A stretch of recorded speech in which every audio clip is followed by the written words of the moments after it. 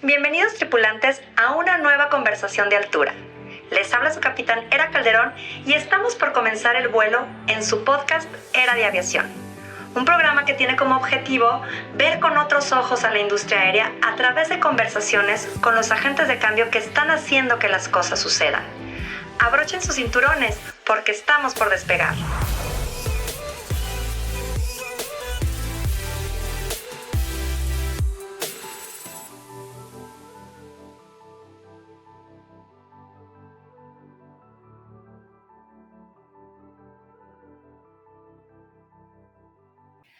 Hola a todos, les habla su capitán Era Calderón y les doy la más cordial bienvenida a un nuevo episodio de Era de Aviación.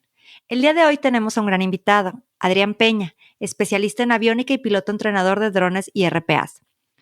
Adrián Peña es piloto, entrenador y examinador designado de drones y RPAs certificado por la FAC desde el año 2018. Es especialista en aviónica por la Fuerza Aeronaval de México. Ha participado desde hace más de 18 años como ponente en conferencias de Europa, América del Norte y América Latina, especializadas en RPAs drones. Es socio fundador y director de Tecnavix, empresa dedicada a la consultoría y gestión aeronáutica en materia de normatividad para los drones.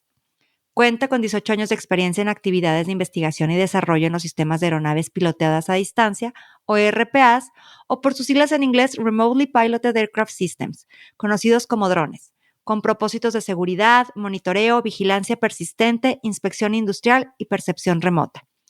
Adrián ha recibido cursos de especialización y entrenamiento en el extranjero, en países de Asia, Europa y el norte. Es miembro desde 2024 del Subcomité de Drones RPAs y el de Fabricación de Aeronaves, Partes y Componentes, perteneciente al Programa de Seguridad Operacional del Estado mexicano, organizado por la Agencia Federal de Aviación Civil. Cuenta con experiencia militar en la Armada de México y con la Fuerza Aeronaval como especialista en accesorios de radio y aviónica. Y el día de hoy viene a platicarnos sobre las aeronaves piloteadas a distancia.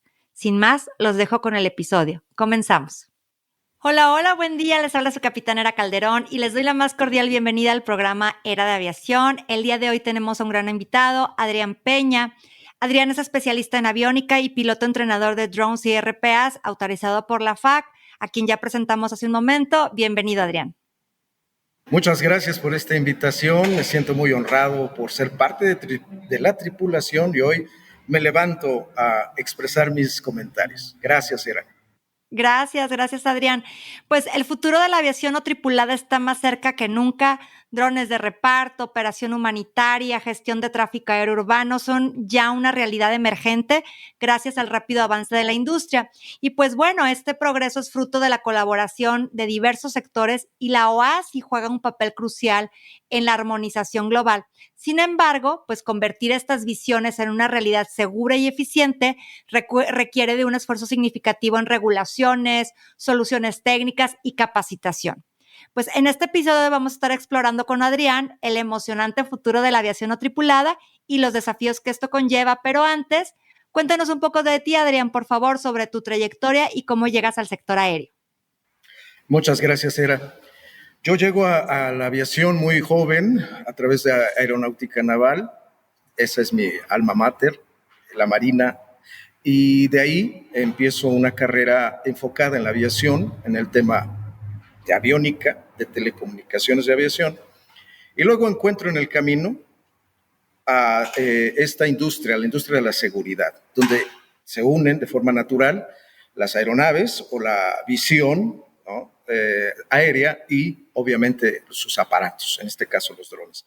Luego de ahí sigo durante 18 años, en un camino constante, tanto en países como Corea del Sur, España, Inglaterra, y recientemente a partir de 2020, empiezo muy fuerte con América Latina. He estado en varios países latinoamericanos con queridísimos colegas, explorando sus normativas, trabajando en proyectos que, pues tú lo has dicho muy bien hace unos minutos, están todavía en evolución y desarrollo. Llego acá también por una pues clara visión mía de este mundo aeronáutico y este mundo robótico, que no son lo mismo, que se han unido en este nuevo mundo de la aviación no tripulada y al cual veo un futuro prometedor y hermoso. Fíjate que lo que comentas es súper interesante. Tienes una trayectoria, pues, ya larga. Cuando hablamos de los drones, te comento, yo creo que yo manejé, digo, de manera obviamente recreativa totalmente, porque puedo decirte que soy realmente neófita en este tema de mis drones. Como que fue algo que pasó de mi papá vuela aviones, modelos a escala de aviones, y piloteaba con él este tipo de aeromodelismo, por así decirlo, y tenía también yo mis helicópteros y bueno, con los controles. Entonces, en 2004 creo que adquirimos nuestro primer dron como, pues, como de juguete, ¿no? En ese entonces. Entonces, si nos ponemos a pensar, ya han pasado 20 años y tú tienes, pues, ya más de 18 años dedicándote a este tema, ¿no? Entonces, ¿en qué momento comienzan a llamarte estos sistemas de aeronaves pilotados a distancia y que dices, a esto me quiero dedicar, esto me encanta? Porque ahorita vamos a seguir hablando de algunos puntos importantes, pero ¿cómo nació esa pasión por ti para los drones o los RPAs? Mira, en el mundo militar los drones se conocen desde la Segunda Guerra Mundial. Existen proyectos impresionantes de desarrollo de aeronaves tripuladas que se han convertido por razones del servicio militar en drones. Esto te hablo de los años 40 del siglo pasado. Desde ahí nos empezaron a todos los militares en el mundo a dar ese sector que de hecho en el libro internacional de aeronaves se le guarda como drones. Sin Claro. embargo, tú estás hablándome del aeromodelismo, que también es centenario. O sea, el aeromodelismo nació con la aviación. Sin embargo, esta palabra drone viene de un término que es una palabra extranjera para un idioma como el español, que es drone, que significa abejorro o zángano. Cuando bee es abeja, estamos de acuerdo, porque el abejorro suena más fuerte que una abeja. Pero esto lo hicieron porque en los campos de guerra, de la Segunda Guerra Mundial, las personas escuchaban que estas pequeñas aeronaves no tripuladas, pequeños aviones, despegaban y producían ese sonido. Les empezaron a dar ese nombre cariñoso, drone. Allá va un drone. Sin embargo, y debo ser claro, esto es un nombre popular, es un nombre más conocido y cualquier persona identifica un dron desde uno pequeño hasta un Predator B o hombre, uno de 20 toneladas. Entonces, no es... sí, adelante, adelante. Es que ya en nuestra vida cotidiana los encontramos en cualquier lado, en eventos escolares, en conciertos, en eventos masivos. Es muy sencillo poder encontrarlos, ¿no? Ya forman parte de nuestra día a día. Sin embargo, tu pregunta me parece pertinente porque es una tecnología con muchas décadas. Sí, El sí, caso sí. es que estaba en manos de militares. En los años 90 la universidad toma esta tecnología y la pasa al mundo civil. De ahí vienen los desarrollos que hoy estamos disfrutando, de una gran pues, colaboración entre universidades, emprendedores y obviamente apasionados de la robótica. Hoy en el mundo, yo te diría, existe una gran esperanza, desde luego, de desarrollo en estas aeronaves debido a las universidades. Siguen siendo esa cantera que produce a nuestros jóvenes ingenieros, pero también a los desarrolladores. Entonces, hoy creo que tú estás disfrutando de una aviación no tripulada, probablemente en sus etapas más tempranas, porque Claro. el futuro de esta aviación no tripulada también pasa por OASI, ¿no? Que eso yo creo que hablaremos después, pero tu pregunta fue pertinente en el sentido de hacerles sentir a nuestros tripulantes que los drones están entre nosotros desde hace décadas, solo que se empezaron a convertir en un problema para la OASI en el 2000. Claro. Ahí cambió todo. Y ahorita vamos a abordar, como dices, más ese tema. Sin embargo, también creo que es importante que platiquemos y me parece porque estamos viendo el nacimiento de una nueva hélice de la aviación, que es todo lo que va a venir muy de la mano. Digo, lo manejamos a una diferente escala, pero la base es la misma. Todo lo que es la Urban Air Mobility, Advanced Air Mobility. Ya estamos viendo el nacimiento de los vertipuertos, que son aeronaves no tripuladas, piloteadas a distancia y que son a gran escala, ¿no? Ya hemos hablado de esos temas en otros episodios, pero ahorita estamos hablando precisamente de estos pequeños, por decirlo de alguna manera, de una escala menor, de drones o RPAs, y platícanos un poco también, que se me hace muy interesante, la diferencia entre RPAs y un dron como tal, ¿no? En el 2012, la Organización de Aviación Civil Internacional creó el documento que definía a las actuales RPAs. Vienen del acrónimo Remotely Piloted Aircraft Systems, sistemas de aeronaves pilotadas a distancia. Ese es su nombre legal. Así Lo es. que todo mundo conoce es su nickname, ¿no? Es Sí, sí, como sí. a Como de José. cariño, como decías. José se llama José y en la calle le dicen Pepe, pero cuando tiene que hacer un trámite, tiene que poner su acta de nacimiento diciendo José. Eso es una Correcto. confusión, ¿ven? Es una confusión. Y hay un segundo momento también que creo que con los tripulantes y tú y yo tendríamos que analizar. Estamos acostumbrados al espacio terrestre, no al aéreo. Entonces, muchos de los que venden estos aparatos, de los que lo han promovido, no vienen del mundo aéreo. Y por eso intuyen que el espacio aéreo es libre. Es más, tú puedes preguntarle a muchas personas que siguen intuyendo que el espacio aéreo es libre y que se puede hacer lo que quiera, cuando tú y yo sabemos que hay una regulación enorme y conveniente, porque se trata de seguridad para todos, sociedad y todos. Entonces, creo que también aquí hago un parteaguas. Los drones deben ser esa parte que va a seguir evolucionando, que va a seguir brindándonos expresiones tecnológicas en la inteligencia artificial, en otros temas, pero están limitados. Y están limitados porque no pueden alcanzar las certificaciones, por ejemplo, un certificado de tipo, un certificado de aeronavegabilidad, que en la industria aeronáutica son mandatorios para transitar en espacio aéreo. Ahí viene la diferencia, era. En el 2012, después de muchos trabajos de la OASI con diferentes países, determinaron crear el documento que define a los RPAs. Y luego, nosotros en México tenemos una normativa que inició en el 2010, era. No es cierto que esta normativa reciente. Creo que somos un país único en América Latina que empezó en el 2010, que llevamos más de 14 años trabajando en el asunto y que en el 2019 se proclama la NOM La 107 en el norma. diario oficial de la Así es. Federación. Y ahí a nuestros tripulantes les quisiera yo pedir que hagan este ejercicio. Si ellos ponen ley de los drones, no los lleva a esta búsqueda en Google, esta es la ley de los drones, los lleva a la norma oficial mexicana de pilotaje, de RPAS, es la NOM 107. ¿Y sabías tú? Se iba a llamar NOM 107 2017. Se pasaron 2 años 2 años. de negociaciones entre las cámaras, el sector aéreo. Yo orgullosamente pertenezco al Comité RPAS del Colegio de Pilotos Aviadores de México, que tiene más de 7 décadas en el mundo de la aviación mexicana, y entre ellos otros como la Asociación de Ingenieros Aeronáuticos de México, AMEYA, todos nos reunimos para poder definir cuál era el mejor esquema. Y ahí te doy otro ejemplo, y a mis tripulantes, a nuestros tripulantes les pido hagan ese ejercicio. Abran esa normativa y es como una Biblia, ¿no? Tiene artículos, versículos y cosas, ¿no? O sea, hablando en un sentido coloquial, tiene gran cantidad de aplicación jurídica. Me encantó el artículo que has compartido con nosotros, con tu tripulación, en el sentido de la norma jurídica. No se puede armonizar una herramienta como los drones sin tener atención a estas normas jurídicas.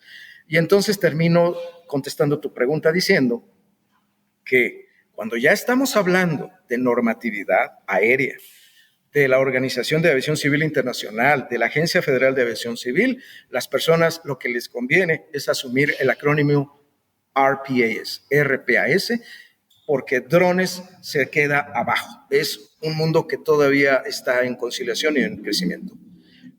Fíjate que aquí es importante, les comento, la norma 107 CC3-2019, y esta norma lo que hace, como comentaba ahorita Adrián, pues es establece los requerimientos para operar un sistema de una aeronave piloteada a distancia, sobre todo con la legislación, o sea, acorde a la legislación del espacio aéreo mexicano, es decir, ahorita hemos encontrado, y esto es un tema que también abordaremos más porque vamos a hablar del tema también de seguridad operacional, que bien lo dijiste, la gente empezó a comprarlos, empezó a utilizarlos, pero obviamente el espacio aéreo no es libre, como bien decías ahorita, ¿no? Entonces, ¿cuáles son estos desafíos que enfrentan precisamente los operadores de RPAs en la actualidad en términos de seguridad operacional, Adrián?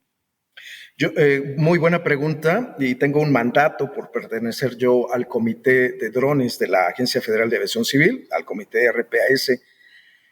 Se nos ha pedido que podamos comunicar al público las diferencias que tú estás pidiendo, que es un dron, que es una aeronave pilota a distancia, y que existen desde luego reglas necesarias para la convivencia y seguridad de la sociedad. Porque yo no estoy volando un dron, pero puede caerme en mi cabeza un dron que salga de control, yo ser un tercero en esta operación y no tener nada que ver en ello y recibir una lesión. Y eso se vio en la construcción de la normativa. ¿Qué pasa con la privacidad? La privacidad también es un punto importante. Yo puedo volar, claro, pero no lo puedo hacer sobre el domicilio de una persona. No puedo ir a espiar, no puedo ir a volar para espiar los movimientos de la Guardia Nacional, de la Marina.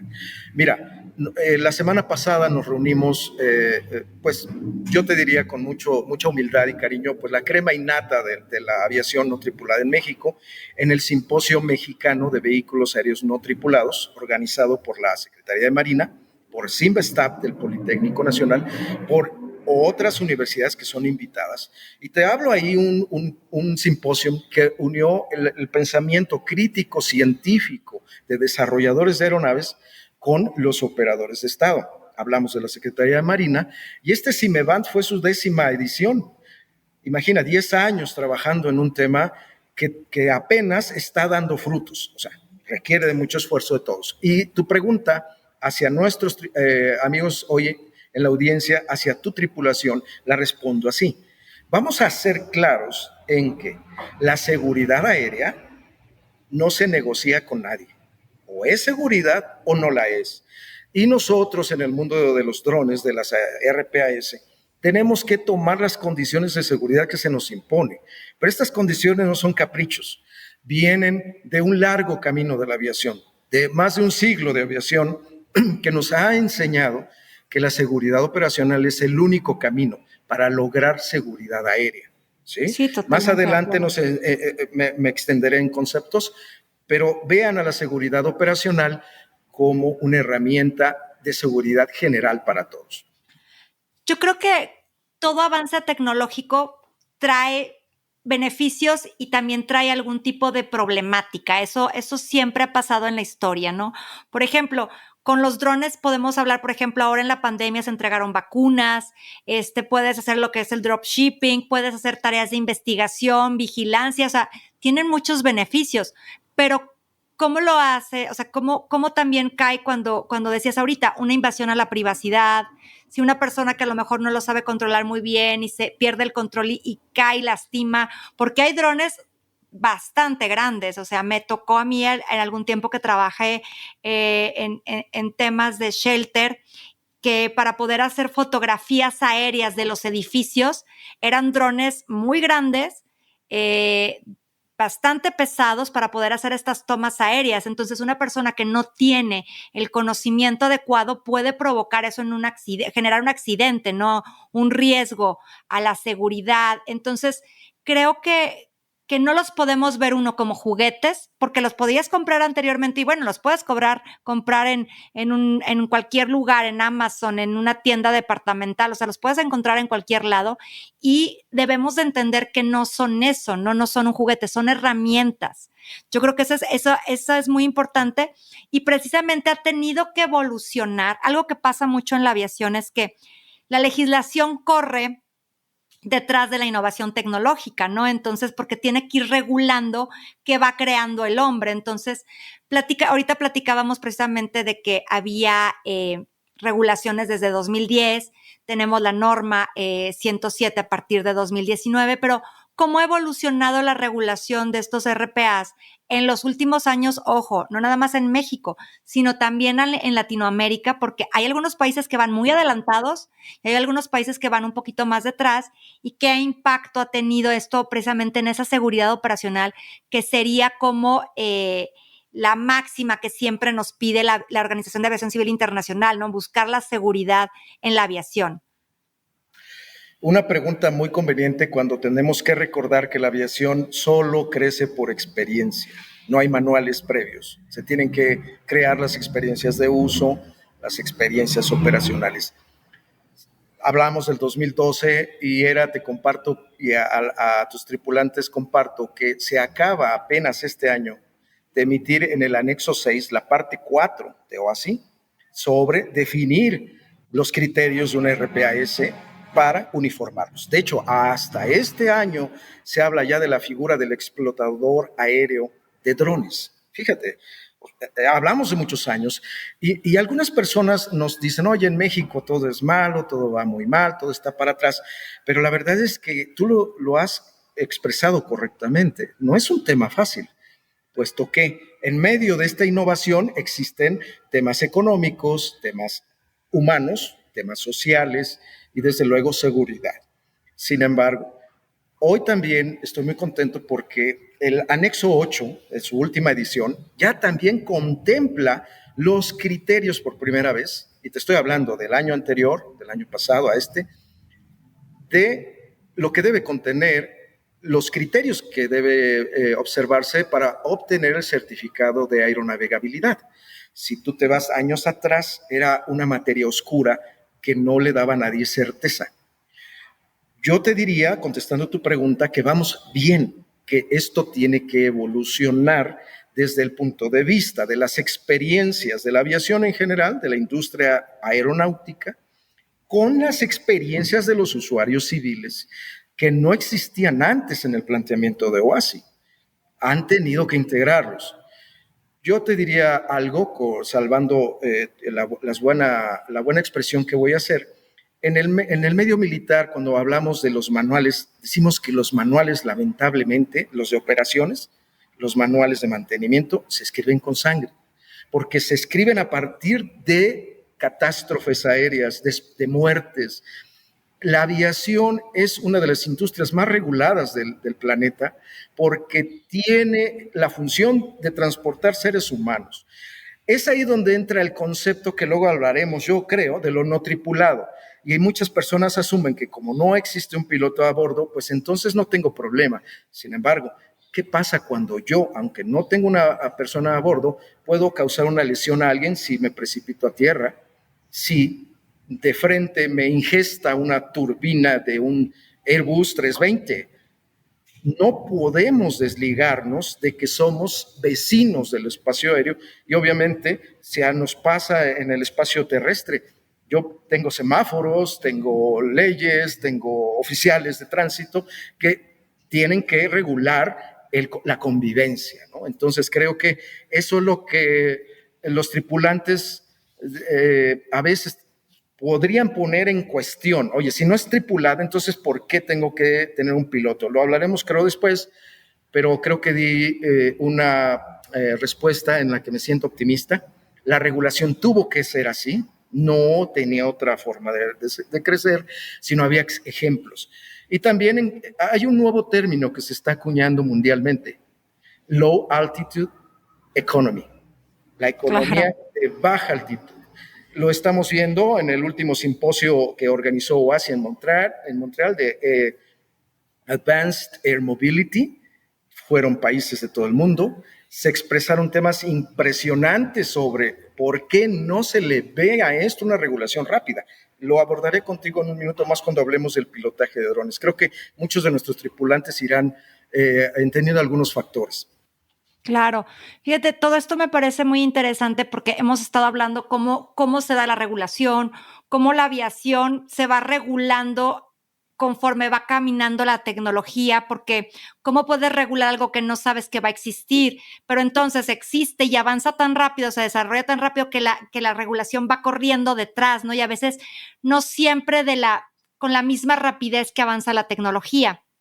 Y ahorita que decías de la economía, es bien sabido que la aviación depende de 3 factores muy importantes. Uno, el factor tecnológico, sin duda, los avances tecnológicos, el económico y el político. Y el político, ¿a qué se refiere? Precisamente a estas regulaciones, certificaciones, permisos, todo, ¿no? Porque volvíamos al principio, la aviación es el sector más regulado que existe o de los más regulados, ¿no? Y quiero tocar ese punto, aprovecho comentando cuáles son los riesgos más comunes, y ahorita yo creo que mencionaste algunos cuantos, asociados con la operación de estos RPAs, ojo, en espacios aéreos compartidos con aeronaves tripuladas. Ahorita bien decías, la succión por parte de un motor o de una turbina de un avión comercial o de un avión, a lo mejor no necesariamente comercial, no comercial, de una persona que esté, pues, a lo mejor no teniendo el cuidado pertinente, porque hay zonas que están protegidas precisamente para que no haya drones, para evitar estos temas. Entonces, ¿cuáles son esos riesgos más comunes precisamente en espacios aéreos compartidos? Platícanos un poco de esto, Adrián, por favor. Te comparto que tuve el privilegio de ser parte del 5º Congreso de Seguridad Aérea, organizado por AFAC, OASI, la Fuerza Aérea Mexicana, en la base aérea de Santa Lucía en el mes de junio. Te digo lo que perciben las autoridades de la comunidad dron, perciben un riesgo y un peligro. Lo perciben tanto los reguladores como las autoridades federales. Y no les falta razón. Solo habría que analizar los efectos de los drones en manos del crimen organizado. Lo que oímos lamentablemente en las noticias, el trasiego de droga, el espionaje, la recuperación de inteligencia por parte de grupos del crimen organizado de las actividades de las agencias federales. Pero existe también en esto un tema que es importante definir a los tripulantes. Existen reglas y leyes y lamentablemente hay una confusión enorme en el sector dron. Personas he escuchado que dicen, hombre, no pasa nada, en México nunca pasa nada, en México no hay leyes, no hay esto. Bueno, quiero comentar algo. Se acaba en este año de otorgar jurisprudencia a una iniciativa de ley que hoy castiga con hasta 63 o 66 años, perdón, no sé el dato exacto, son más de 60, a aquel que fabrique, diseñe, comercialice, opere aeronaves con propósitos delictivos. Lamentablemente, en la norma jurídica, pues no habrá distinciones muy específicas. Entonces, todo aquel que esté diseñando un dron, todo aquel que lo vuela, debe de tener un registro. Para eso nos piden registrar nuestros drones. Porque entonces la AFAC dice, eres una persona confiable, has venido a presentar tu dron, sé dónde estás, sé quién eres una empresa, eres una persona física, y sé que cuando alguien te detenga en un retén, cuando viajes en un avión, cuando venga una investigación, tú vas a decir, aquí está mi dron, no lo he tocado, no ha volado, pero este es mi registro. Hoy las penas federales por la operación de drones sin registro aeronáutico, sin seguro de responsabilidad civil, no son banales, no son cualquier cosa. Eso solo hay que entender que hay un departamento jurídico de la Agencia Federal de Aviación Civil. Entonces, por favor, a nuestros tripulantes que lo entiendan, que no es solo un juego, es un tema de leyes.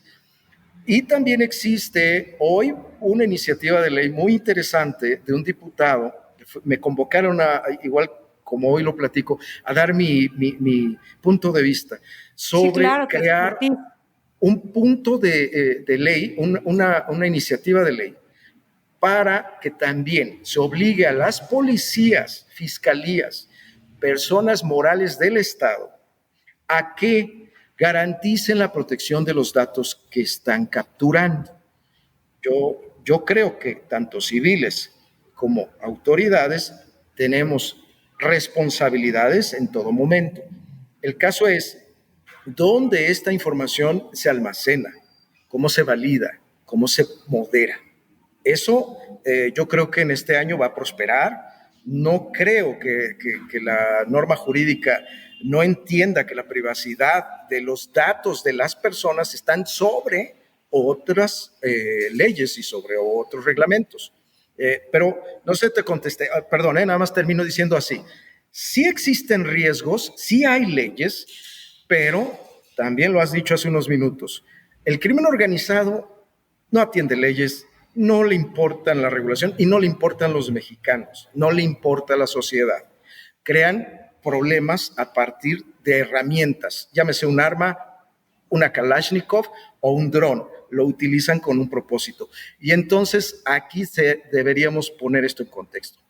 Quiero una industria que sea segura, que prospere, pues entonces debo hacerlo con canales seguros, Sí, certificados, regularlo. regulados, y yo ser la distinción, ¿no? Como operador de drones sobre los que lo usan mal. Creo que esa es una gran ventaja que ganaríamos ahí. Ay, me quedan como muchos puntos que quisiera tocar, pero esto nos da como para, no sé, 2 o 3 episodios, porque lo que decíamos ahorita, o sea, el desarrollo de una tecnología te puede ayudar, normalmente es para algo, un gran beneficio, pero también puede ser utilizado para cosas negativas, ¿no? Y me acordaba justamente que México, o bueno, un mexicano fue en su momento el mayor productor de drones a nivel mundial, ¿no? Fue Jordi Muñoz, que era copropietario de 3D Robotics. Entonces, imagínate qué padre poder hablar de decir, oye, pues esta persona mexicana, así un mexicano, la rompió en su momento, no sé si siga haciéndolo, pero yo recuerdo mucho ese dato, que desde 2009 era el que más producía y como estaba en Tijuana y en California, hubo temas porque entonces al hacer las pruebas cruzaban el espacio aéreo de hacia Estados Unidos y regresaba a México y etcétera, entonces, porque tenían la fábrica creo que también ahí por Tijuana, entonces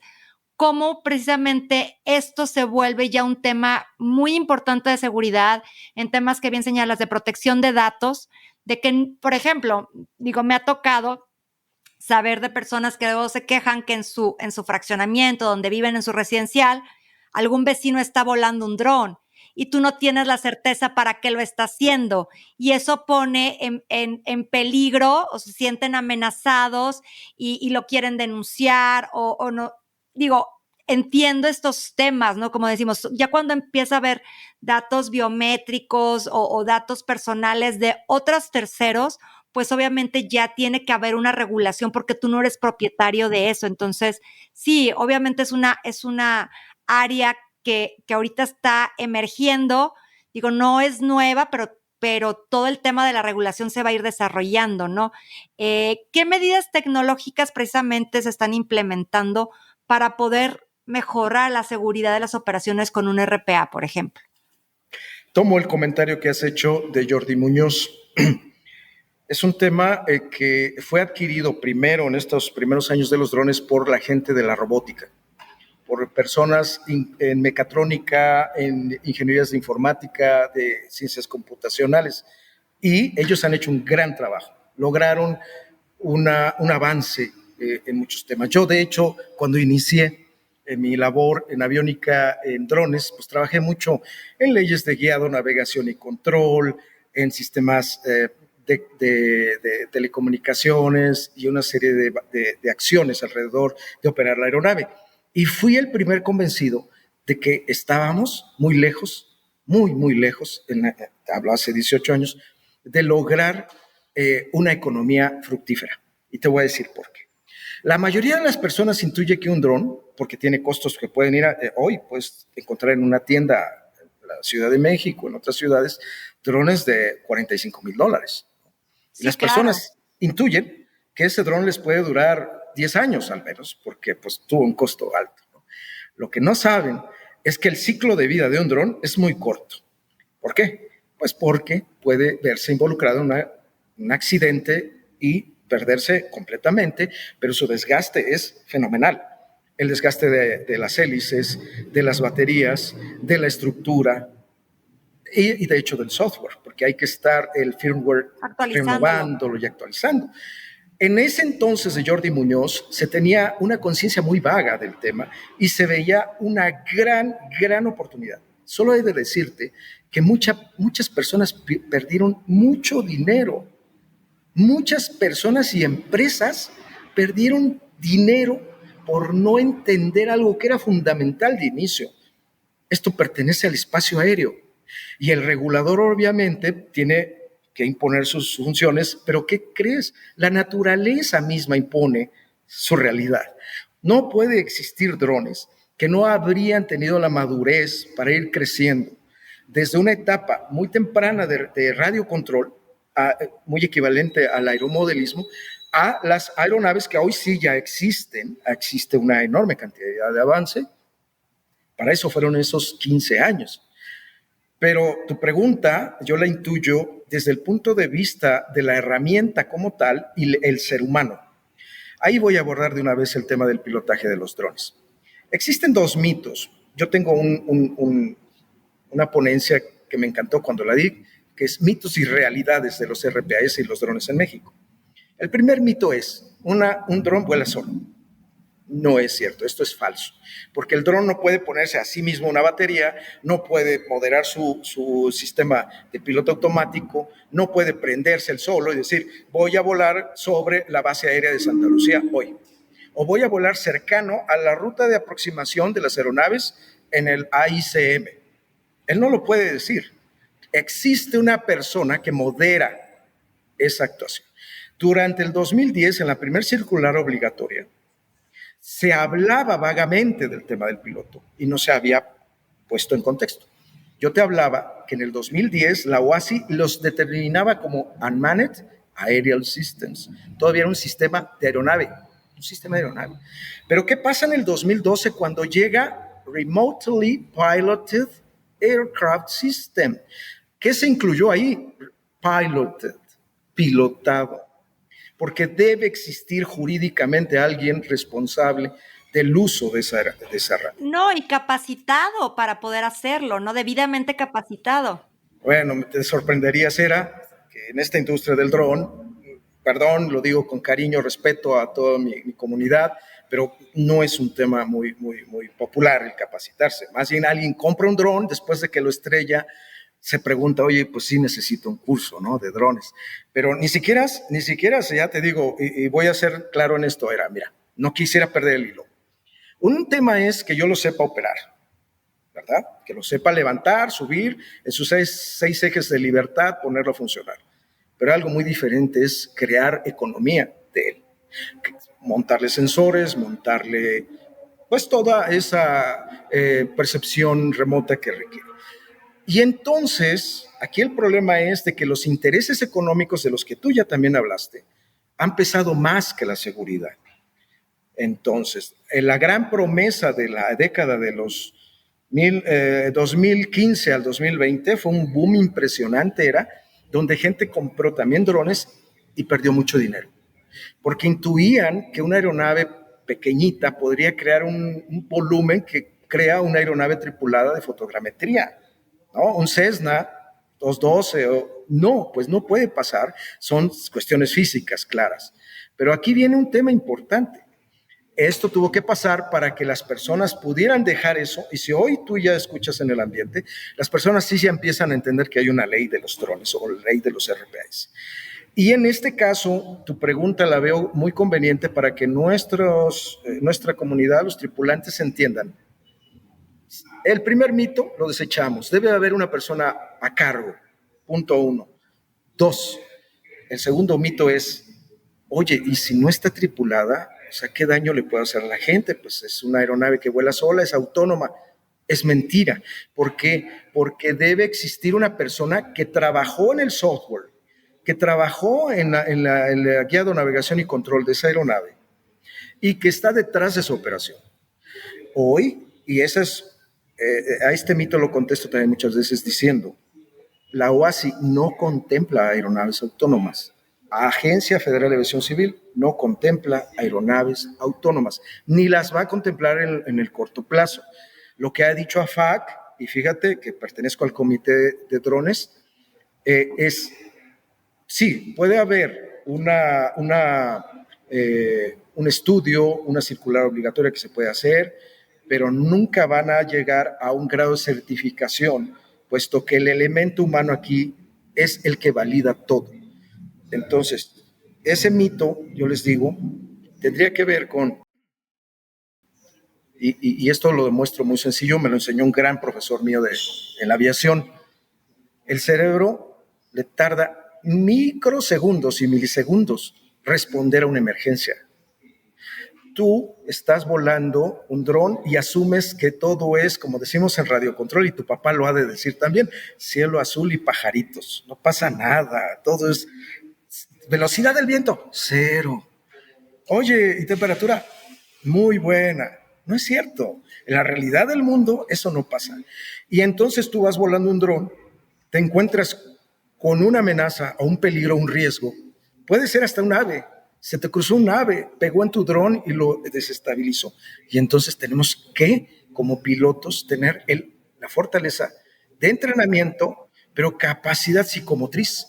Por eso hoy en México, del cual estoy muy orgulloso de nuestro país, fuimos uno de los primeros países en Latinoamérica en definir que los pilotos de drones son personal técnico aeronáutico y por tanto un piloto profesional debe de tener un examen aeromédico para determinar que está loco dentro de las causas que la sociedad acepta, ¿no? Para eso los psicólogos lo hacen. Otra, que está consciente que tiene una presión sanguínea, una salud interna buena, dentro de lo aceptable. No piden Superman o Batman para que pilote drones, pero sí debe estar sano. ¿Cómo reaccionas a emergencias? ¿Cómo reaccionas tú a anomalías en el vuelo? Y mejor aún, ¿cómo provocas mejores operaciones si tú mismo no estás alineado a protocolos de altos estándares de calidad? No sé si te contesté, pero Sí, eso es el sí. riesgo. De hecho, creo que es conveniente que hablemos también con todas estas características que dices, pues obviamente sobre esta formación de pilotos, ¿no? Que si bien, como tú dices, la gente no lo ve necesario, hay aspectos, como ahorita comentaste, que son cruciales en su entrenamiento para garantizar operaciones seguras. Y algo que te quería comentar es, por ejemplo, si los jóvenes, y por qué no tan jóvenes, porque finalmente puede ser que a la edad que tenemos ya madura, digamos, oye, ¿sabes qué? Tengo esta inquietud, me quiero certificar y quiero poner esta empresa, digo, ¿por qué no? No, o sea, es un campo, si cuento con los requisitos para poder certificarme como piloto y tener, o sea, es un campo de trabajo que bien decías ahorita, una economía que viene emergente, que va a requerir de muchas personas debidamente capacitadas, de algo específico, más que de los RPA, sino de estas aeronaves para el transporte de pasajeros, para el Urban Air Mobility, que decía la encargada precisamente de la FAA en Estados Unidos, que decía, tenemos nosotros como autoridad revisar todo lo que está haciendo la parte de tecnología, de innovación, ver cómo funciona, ver que cumpla con nuestros estándares de seguridad y ahí sí poder, uno, certificarlo y regularlo a la par, ¿no? Entonces me dice, vamos nosotros, tenemos que estar de la mano de quien lo está desarrollando porque lo tenemos que conocer. Entonces, yo creo que son sinergias que se tienen que hacer muy importantes y es un campo de trabajo que va a dar muchas oportunidades laborales a mucha gente si vemos esa área de oportunidad, ¿no? Que a lo mejor ahorita la gente como no lo ve o lo ve como un juego, o sea, pero puede ser que en un futuro realmente y a corto, mediano plazo, o sea, tenga un área laboral bastante importante por lo que se viene, ¿no? ¿Qué lecciones se han aprendido de incidentes o accidentes pasados involucrados con RPAs precisamente y cómo lo tomamos esas experiencias para no volverlos a cometer, ¿no? Muy buena pregunta y creo, yo hablaba de que los manuales se escriben con sangre. Afortunadamente, en la aviación no tripulada, las experiencias son enormes. Te diría que las experiencias más importantes las ha producido la milicia. Existe un roadmap de la visión del ejército norteamericano al 2030 o 2035. Perdón, también son datos que a veces escapan de mi mente, pero es un roadmap obligado para los pilotos tácticos que tenemos que utilizar estas aeronaves en temas de inteligencia aérea. El Shadow, un dron, obviamente táctico, utilizado desde Irak, tiene miles de horas de operación. Ya no se parece a lo que era cuando inició. Cada vuelo le fue enseñando qué tornillo había que apretar, qué cuestión había que hacer.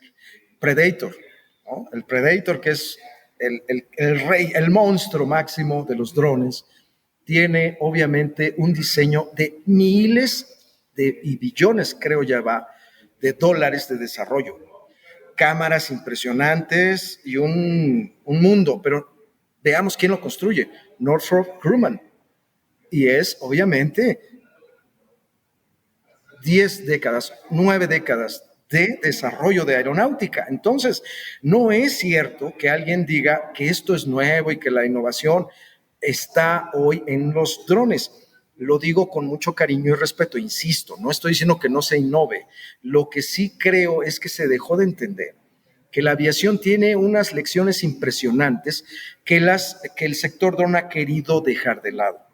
Lamentablemente no lo pueden hacer más, por eso la OASI, los anexos de los que hablé, el 8 de navegabilidad, el 6, están tomando el caso y dicen, no sé qué vayas a hacer tú, Estado irregulador de un país, lo que sí sé es que estas prácticas irresponsables que te estoy colocando aquí ya son mandatorias, ¿no? Puesto porque esta innovación tiene que responder al espacio aéreo, no al revés. O sea, que creo que eso también fue un error muy grave de algunos como Jordi Muñoz y otros.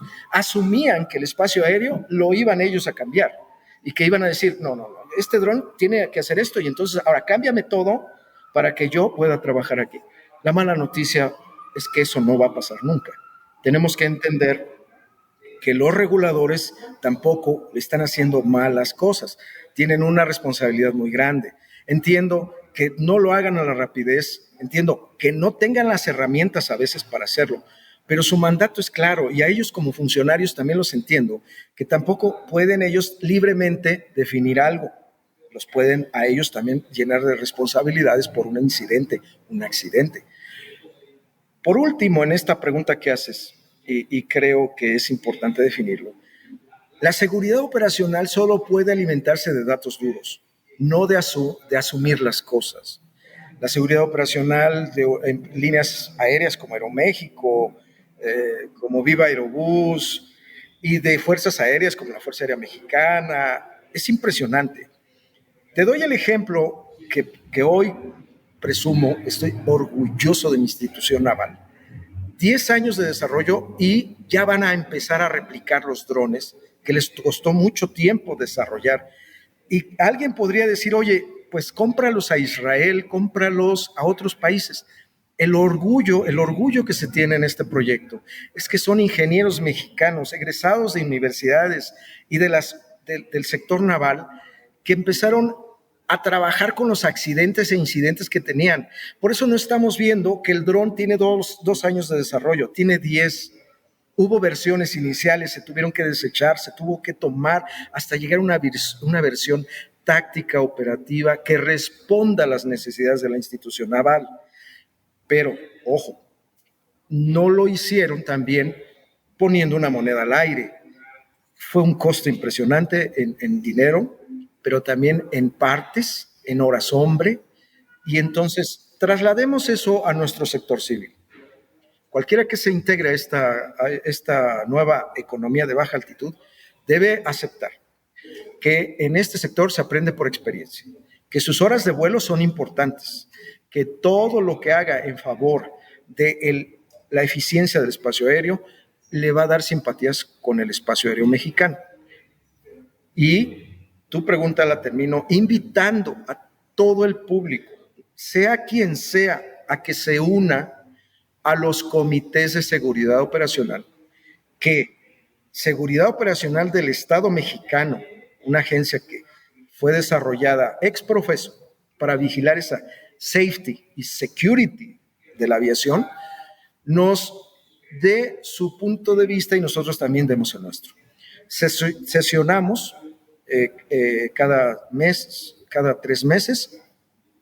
Tenemos ya un reglamento, tenemos obviamente una visión en el comité que es muy bien dirigido hoy por un joven. Es un joven, no tendrá más de 35 años, menos, Víctor Manuel Cirú, que él tiene esta visión joven, fresca, ¿no? No digo que la visión de todos mis compañeros sea mala, no, no.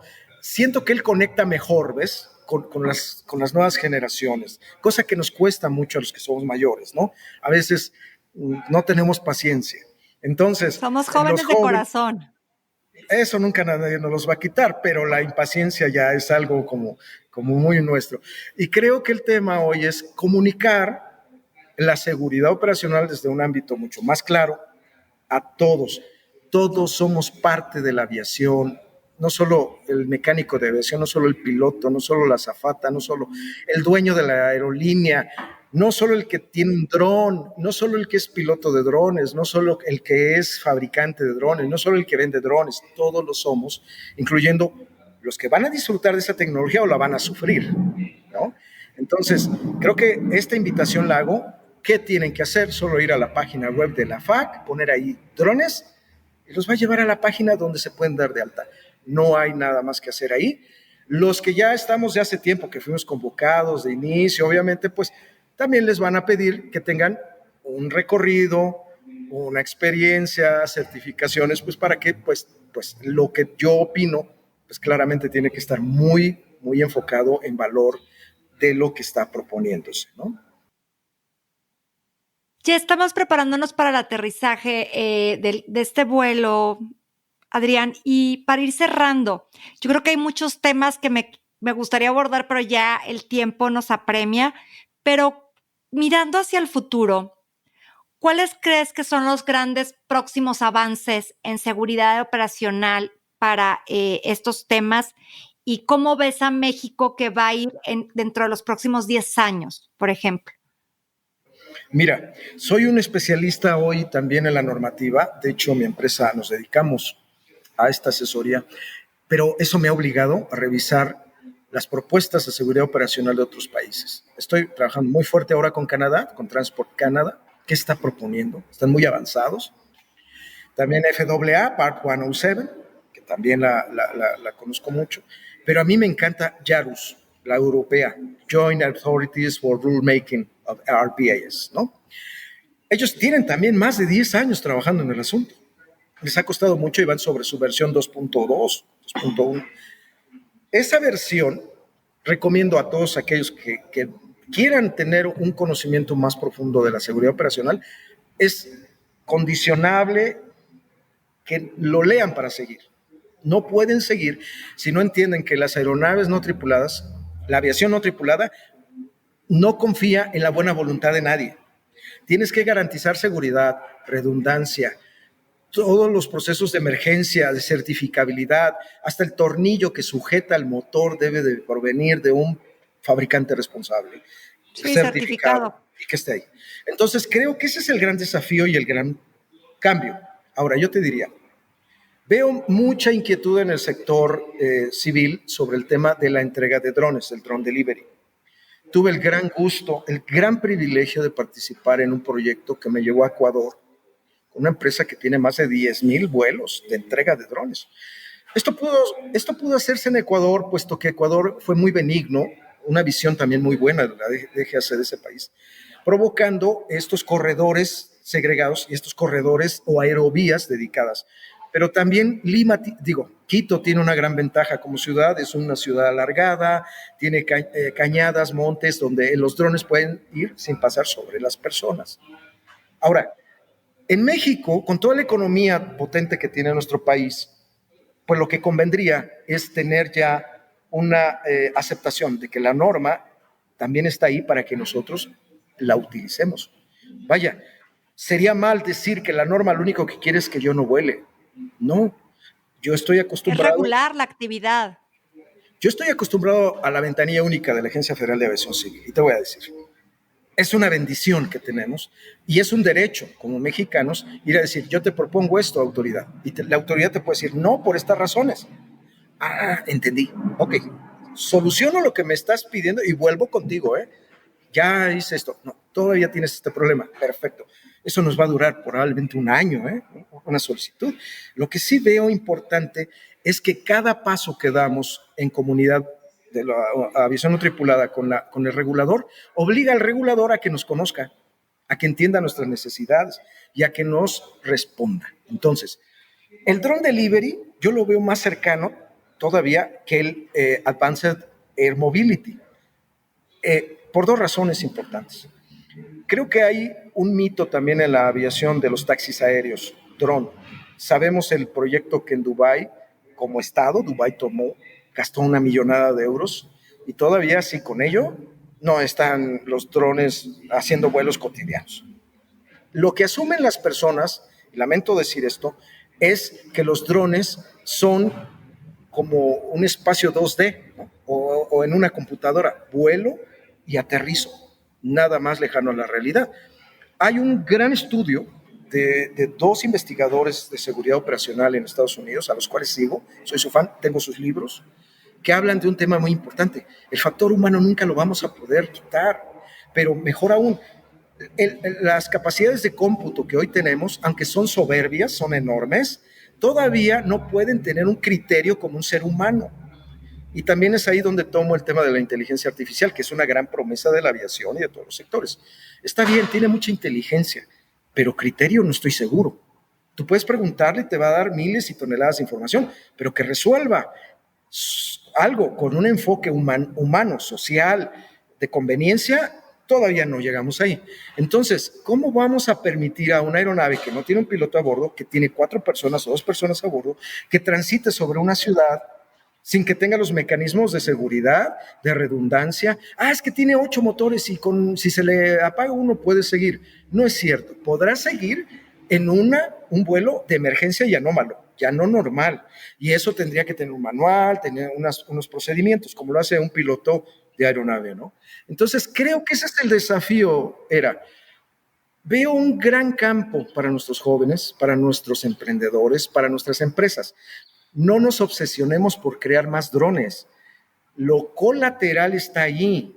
La seguridad operacional como concepto, los sistemas, obviamente, a bordo, on board, de electro-óptica, de datos, de explotación de datos, toda la informática que requiere la aviación no tripulada, todo el cómputo que necesita la aviación no tripulada, me parece un gran campo, tanto de economía como de crecimiento. Sí, de desarrollo. Es ahí donde veo el futuro próximo en esta primera etapa. Drone Delivery va a crecer por fuerzas de economía, y lo tengo que decir con claridad, la economía manda. Si se llega a ese tipping point que tanto dicen los norteamericanos, el punto de equilibrio, en donde entregar un bien se paga en el proceso, llegaremos. No creo que las personas asumen que entregar una pizza o entregar un alimento o una medicina se puede pagar de manera económica con un dron. Todavía no se puede. Pero ¿qué pasa con otros factores que tenemos al lado? Las catástrofes naturales, ¿no? Los efectos del cambio climático que están demandando hoy una aviación verde, una aviación que ahí tiene a los drones. Pero creo también, lo hablaba yo con gente de Marina, los corredores humanitarios ya van a ser con drones. Imagínate, drones que pueden llevar, de repente los despliegas en una zona siniestrada y pueden llevar alimentos, medicinas, agua. Eso está ahí, pero se requiere de personas muy serias, muy enfocadas y muy de aviación, que coloquen los valores de esta aviación en los valores de la general, aviación tripulada, en los valores de la aviación no tripulada. Hasta ahí llego con esa respuesta. Muchísimas gracias, Adrián. Ya para finalizar y porque ya estamos como al punto de aterrizar, es si un joven está interesado en un joven y por qué no una persona también mayor está interesado en conocer más, aparte de la norma, hay escuelas, cómo me capacito para ser piloto de un RPA, nada más darnos así como brevemente un norte, ¿no? Para que los jóvenes o la persona que esté interesada pueda en un momento dado acudir. Si eres alguien amateur que solo quiere disfrutar de los drones, cualquier curso que te den en cualquier centro está perfecto. De hecho, los fabricantes tienen sus propios cursos. Sin embargo, si tú lo que quieres es ser un profesional de la aviación no tripulada, Solo existen 3 centros de capacitación en este país. Están autorizados y acreditados por la Agencia Federal de Aviación Civil. Yo recomiendo mucho a una, no sé si puedo dar nombres, no lo haría hoy, pero yo creo que yo vengo de una de ellas, soy instructor en ella, y puedo decirles que hay una gran confusión en pensar que yo ya con un curso ya puedo hacer lo que quiera con drones. No, debo adquirir la licencia, debo pasar mi examen aeromédico. Pónganlo en contexto. Si tienen una afección visual, auditiva, cognitiva, lo siento, no les van a dar la licencia. Y luego tengo que pasar un examen muy riguroso, teórico y otro práctico de pilotaje. Y luego de ahí me dan un plástico, por aquí tengo mi licencia, lo hubiera traído a mano. Te dan un plástico donde ahí te dicen qué capacidad tienes para volar. Solo hay 2, pequeño, hasta 25 kilogramos, y grande, de 25 para arriba. Y entonces, solo un curso así puede la oficina, la dirección de licencia de la Agencia Federal de Aviación Civil validar como adecuado para obtener la licencia. No se dejen engañar, nadie que por ahí les diga, oye, yo te doy tu licencia. No es cierto. Son mexicanos como lo soy yo. El que quiera en este país tener una licencia de drones, solamente va a la FAC, va a dirección de licencias, pide que le digan cómo hacerlo. Y también debo de ser claro en que tienen unos costos. El costo también del examen aeromédico es considerable. Se piden exámenes. Yo acabo de pasar el mío hace 2 meses, de placa torácica, antidoping, visual, sanguíneo, psicométrico, psicofísico, todo lo tienen que pasar. Entonces, no asuman que al estudiar y volar un dron ya les va a dar una licencia. Por último, si ustedes logran esto, les puedo yo apostar que las empresas que están allá afuera tratando de entrar y que lo van a hacer, en el 2025, escúchenme lo que voy a predecir, vamos a tener más empresas de drones en México que ahora van a exigir que cada persona tenga su licencia y que van a tener que cumplir con los estándares de la FAC. Entonces, no es un gasto, es una inversión. Y cada hora de vuelo que tienes en tu bitácora te hace mucho mejor elemento, más deseable para las empresas. Y bien lo has dicho, los veteranos, las personas que ya dicen en algún momento, oye, yo me quiero dedicar a los drones, lo pueden hacer. Las diferencias son, obviamente, que el examen médico para los jóvenes antes de los 30 años es cada 3 años, ¿no? O de los 40, creo que antes de los 40. Sí, son 40. Después de los 40 años es cada año. Yo mi examen lo tengo que hacer cada año. Entonces, creo que hay que poner en contexto que también es una industria que va a requerir de gente con experiencia, mucha experiencia aeronáutica. Yo te diría que un piloto deseable de drones es aquel que también ya conoce la Ley Federal de Aviación, que ha estado en operaciones aéreas, que a lo mejor va a dar ese salto, ¿no? de la aviación tripulada a la no tripulada. Son deseables y su experiencia se necesita en este sector. Invitados a que se unan, pero no es tan difícil. Vayan a la página de la FAC, ahí están los centros autorizados, y pues inviertan en un futuro profesional, porque los drones llegaron para quedarse. No hay más. Así es. Pues Adrián, ha sido un placer que hayas estado platicando con nosotros. Esperamos que sea la primera de muchas conversaciones. Es un honor, es un placer. Te felicito por la frescura de tu podcast, tus comunicados. Creo que has tomado esto con una seriedad, pero también con una alegría que hacía falta en el sector. Te deseo todo lo mejor y a todos los tripulantes, que todo sea bueno para todos en este México tan hermoso. Muchas gracias. Muchísimas gracias, Adrián. Igualmente para ti, y pues un abrazo y seguimos hasta nuestro siguiente vuelo. Hasta la próxima.